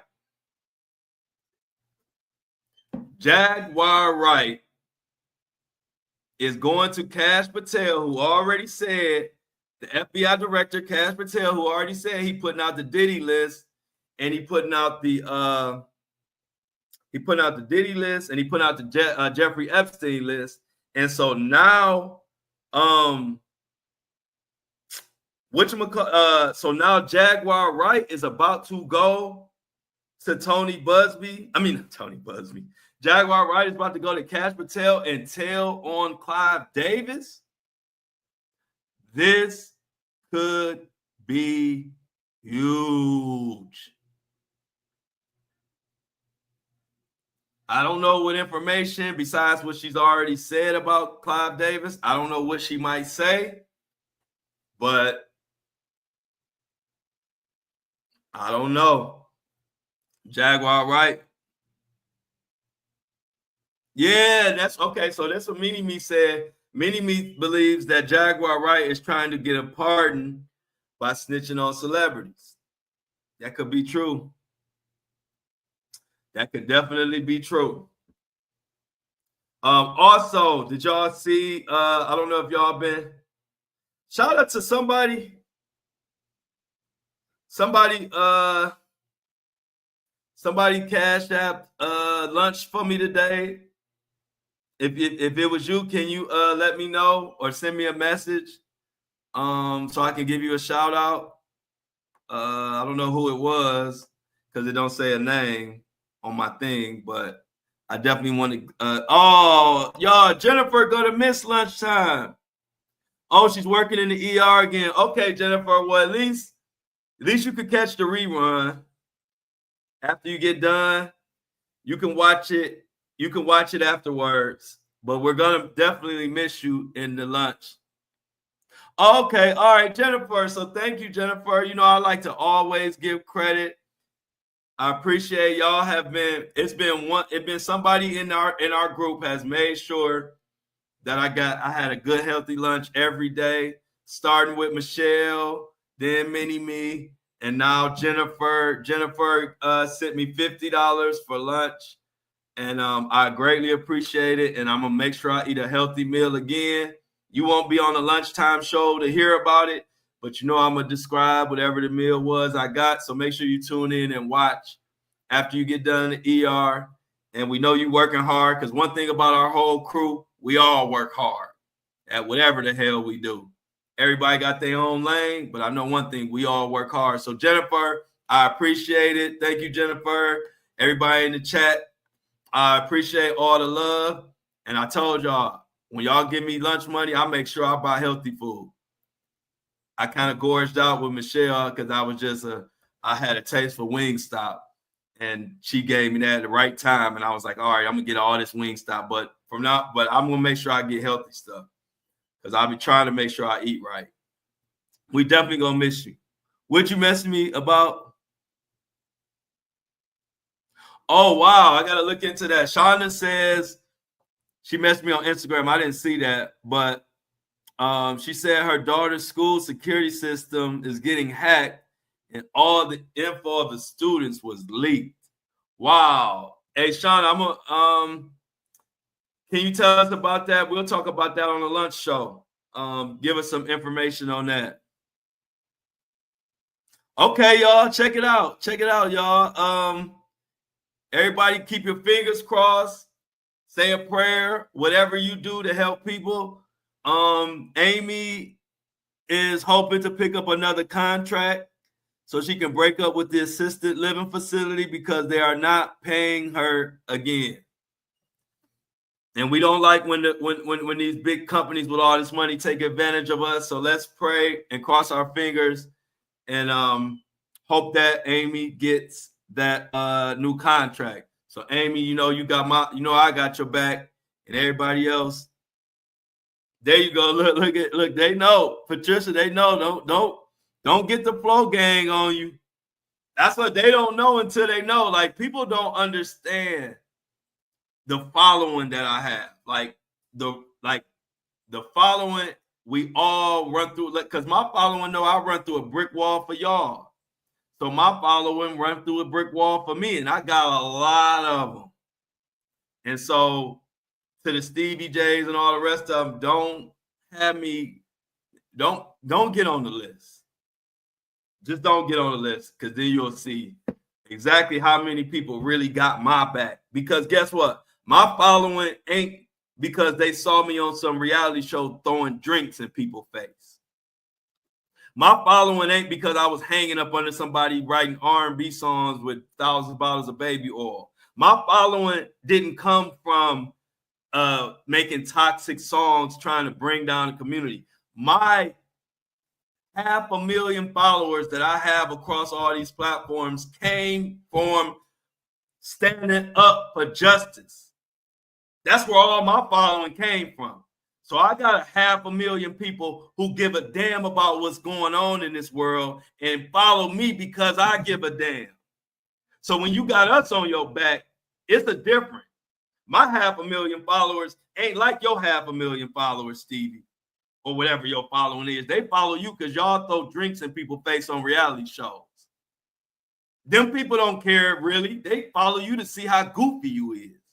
They follow me to see what I got going on in my brain and what's the next thing that we need to be attacking. We ain't even in the same breath, bruh. My following different. My followers are an army of people who give a damn that started over 2 years ago of me calling out the top 2%. That's where my following came from. It didn't come from no goofy viral post or nothing like that. My followers came because we are all bonded together, because we all stand for justice and we stand for people who don't have a voice. That's the only reason you following me. Anybody that's following me, that's why you following me. So you don't want it with the flow gang. We really do this. I ain't got a bunch of followers who just follow me because they see me hop in a private jet and write R&B songs or follow me because they see me in the latest Gucci or because I'm hanging with Puff. That ain't where my followers came from. My followers came from standing on business.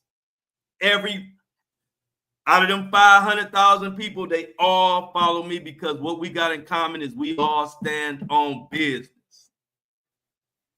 So that's a different following. Amy said a multi-billion-dollar corporation that can't cut a simple check to the residents that they're being charged for. They do it all the time, Amy. Exactly. Stevie J got his fame by clowning his baby mama on Love and Hip Hop.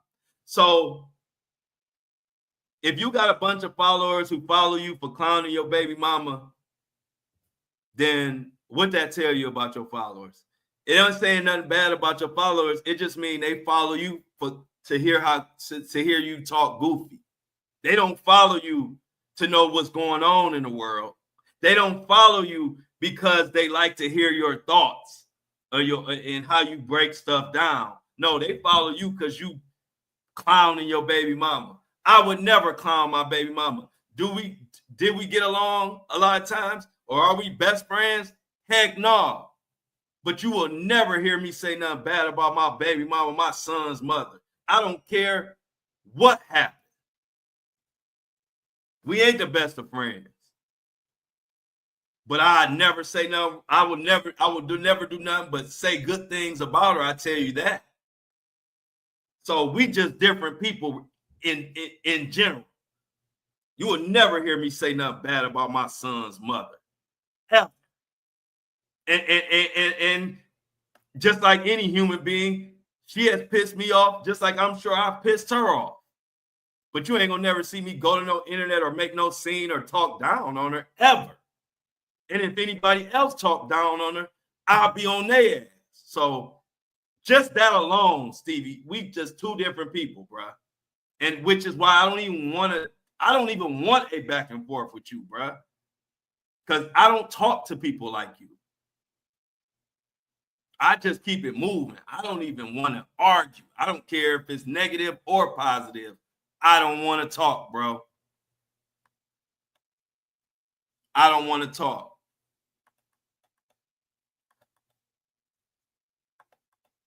But yeah, man, this was a heck of a show. I'm glad to be back. I miss y'all over the weekend. We built different. Yeah, feel it. Kobe Watanabe, no. We built different. And that's why we connected. Because we all have that similar polish. That we not gonna take stuff to different places. Like any man that's bashing and getting followers by bashing their baby mama, I can't, nobody I hang with respect that. Now we might vent to each other about things we don't like. That's what we do amongst friends. But ain't none of us about to be out loud talking about our child's mother. No matter how you feel about it, that's your child's mother. That means everything in the world to your child. Your child don't care what you say about their mama. And if you don't know that, you wasn't raised right, which I can tell you wasn't raised right, though. You wasn't raised right at all. In my family, you ain't talking about no damn. You're not bashing your child's mother in my world, where I come from, whatever she is. You just don't do that for a lot of reasons. I ain't got time to break it down to you. If you don't know by now, you 50-something, 60s. I don't know how old you is. If you don't know by now, you ain't gonna never know. So I ain't gonna waste my time. Yeah, not on TV for the world. Never. Never. Y'all can go back to all my social media platforms. You can go back to everything I ever said. Y'all ain't never heard me talk bad about my son's mom, man. So I don't respect you just from that alone.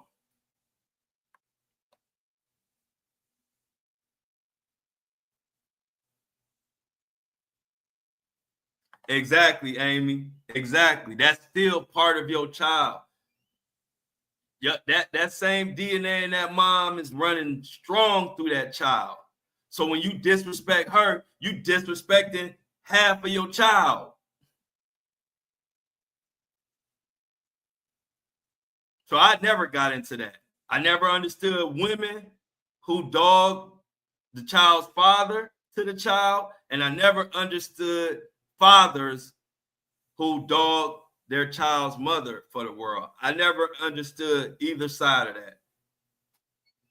And I won't be a part of it. Now, do I talk to my best friend about stuff? Heck yeah. Wow. Metal detectors at the hospital.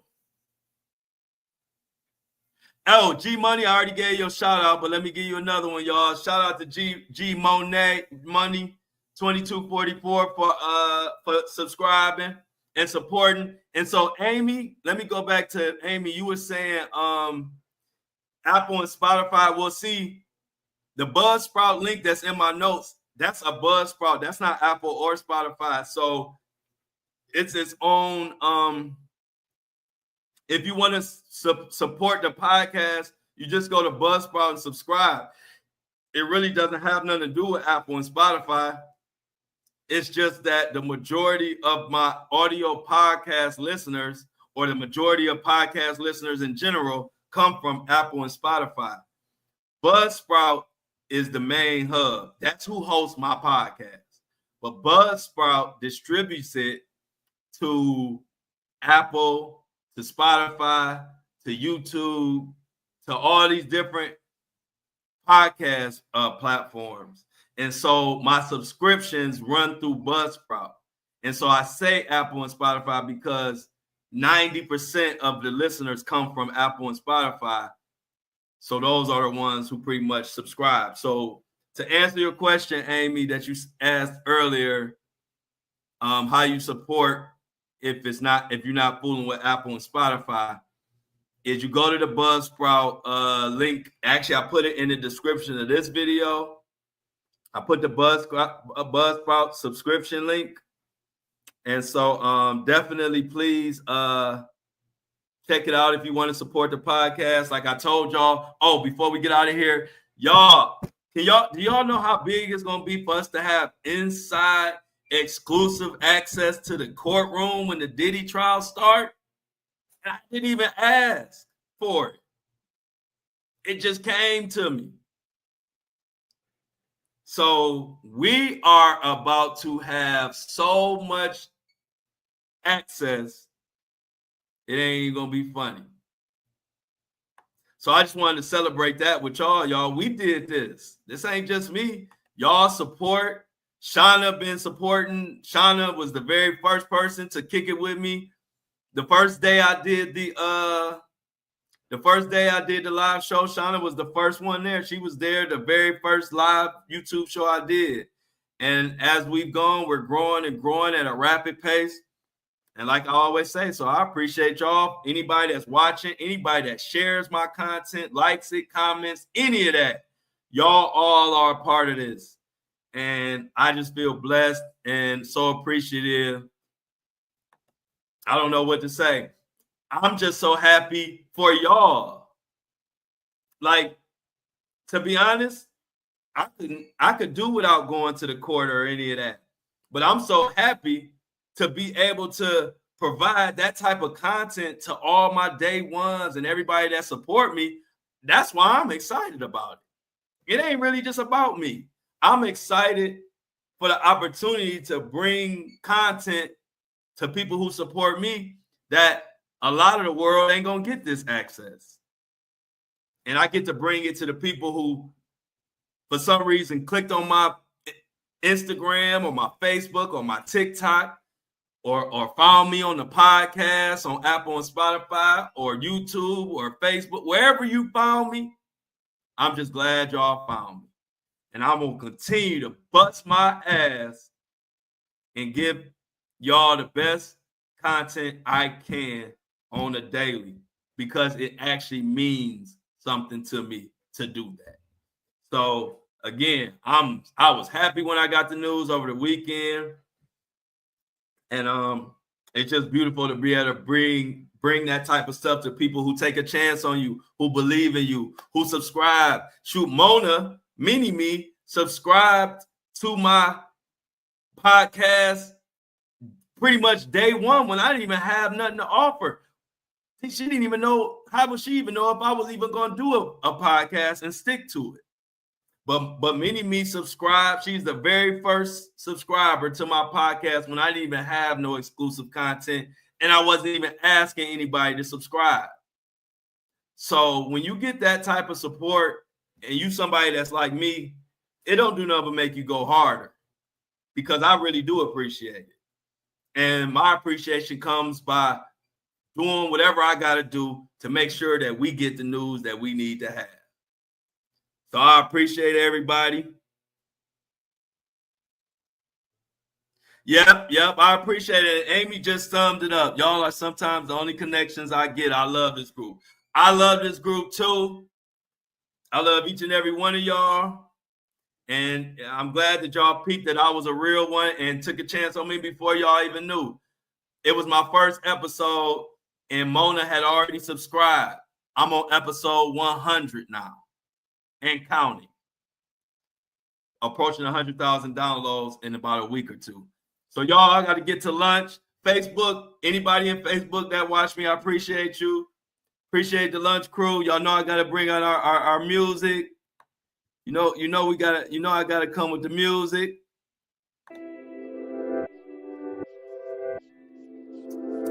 Make sure y'all DM me some topics for the lunch show. If you still right here, we will be back on at lunch with my boy Greg to talk about everything that's going on today. 12 p.m. Eastern Standard Time. Jennifer sent me $50 for a super chat for lunch. I'm about to see what healthy I can get. I'm gonna let y'all know at lunch what I ate and how it tasted and all of that good stuff. Let's get the we are. Yeah, we do need to celebrate the big numbers. Much love to everybody in here.